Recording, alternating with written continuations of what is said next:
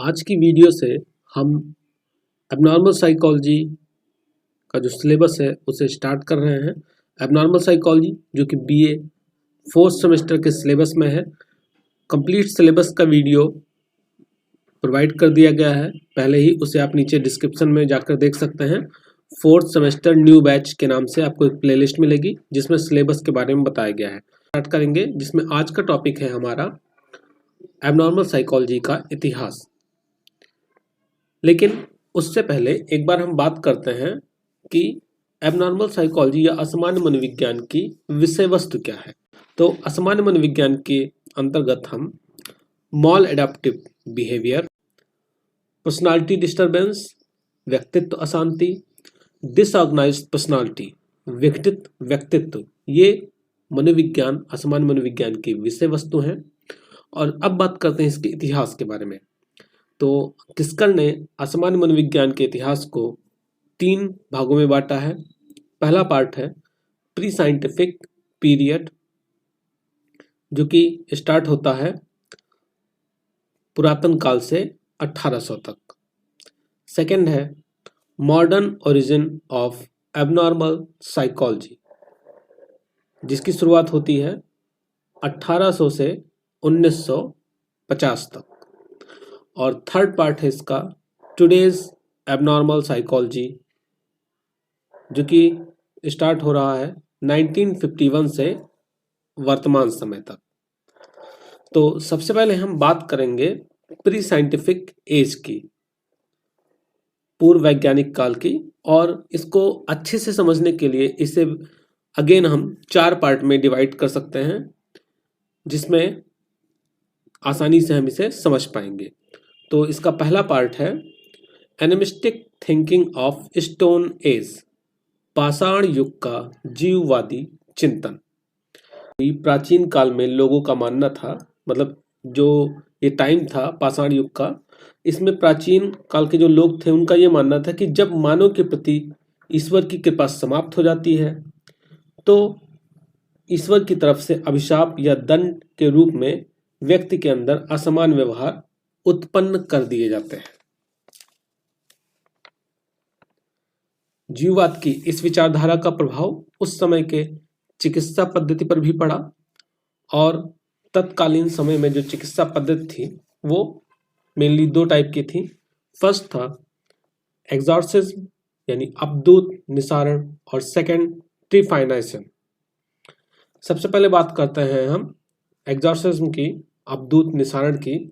तो इसके अंतर्गत विभिन्न प्रविधियों जैसे प्रार्थना, जादू टोना, शोरगुल, कोड़े लगाना तथा शराब मिलाकर तैयार किए गए शोधक आदि का उपयोग करके शरीर के भीतर जो अपदूत है उसको निकाला जाता था, निकालने का प्रयास किया जाता था। ट्राइफाइनेशन की बात करें तो इस विधि में नुकीले पत्थर से मार मार कर असामान्य व्यक्तियों के खोपड़ी में छेद करके अपदूत को बाहर निकाला जाता था। छेद करने से माना जाता था कि ये बाहर निकल जाएंगे। अब प्री साइंटिफिक एज का जो दूसरा पार्ट है वो है early philosophical and medical concept, प्रारंभिक दार्शनिक एवं मेडिकल विचारधाराएं। तो प्राचीन ग्रीस के स्वर्ण युग में मानसिक रोगों तथा असामान्य व्यवहार के संबंध में एक विवेकी तथा वैज्ञानिक विचारधारा का जन्म हुआ, और जिसका श्रेय जाता है चिकित्सा शास्त्र के जनक हिप्पोक्रेट्स को। इनके अनुसार मानसिक रोगों की उत्पत्ति कुछ स्वाभाविक कारणों से होती है, ना कि बुरी आत्मा के प्रवेश या दैवीय प्रकोप से।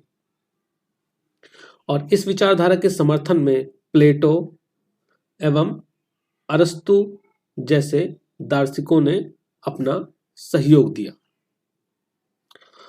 पूर्व वैज्ञानिक काल के तीसरे भाग की बात करें तो यह काफी कुछ हद तक पहले पार्ट से मिलता जुलता है, जीववाद से मिलता जुलता है। इसे डिमोलॉजी कॉन्सेप्ट इन मिडिल एज के नाम से जाना जाता है। इस युग की शुरुआत रोमन सभ्यता के अंत तथा ईसाइयत के उदय से होती है। इस अवधि में एक बार फिर से मानसिक रोगों के कारण शैतानी शक्तियां और दैवी प्रकोप माना गया। यही कारण था कि इस युग को मनोवैज्ञानिकों ने डार्क एज या अंध युग माना। इस युग के उत्तरार्ध में असमान व्यवहार में सामूहिक पागलपन की प्रवृत्ति देखी गई। इस सामूहिक पागलपन की महामारी में जैसे ही एक व्यक्ति में हिस्टीरिया का लक्षण देखा जाता था तो अन्य लोग भी देखते देखते इससे प्रभावित होने लगते थे और वह अपने घरों से बाहर निकलकर एक साथ मिलकर असंगत व्यवहार करने लगते थे, जैसे उछलना कूदना, एक दूसरे के कपड़े फाड़ देना। ये सारी चीजें वहां पर देखी गई। 15वीं शताब्दी के समापन तक यह विचारधारा और मजबूत हो गई कि दुष्ट आत्मा का आधिपत्य और ईश्वरीय प्रकोप से व्यक्ति के अंदर असमान व्यवहार उत्पन्न होते हैं। पूर्व वैज्ञानिक काल के अगर हम अंतिम भाग की बात करें तो अंतिम भाग था origin of humanitarian view point, मानवीय दृष्टिकोण का उद्भव। 16वीं शताब्दी के प्रारंभ में यही पादरियों और पुजारियों ने क्या किया, जो अमानवीय व्यवहार हो रहे थे असमान व्यक्तियों के प्रति, उसके खिलाफ इन्होंने आवाज उठाई और जिसका साथ चिकित्सा शास्त्र के लोगों ने भी दिया।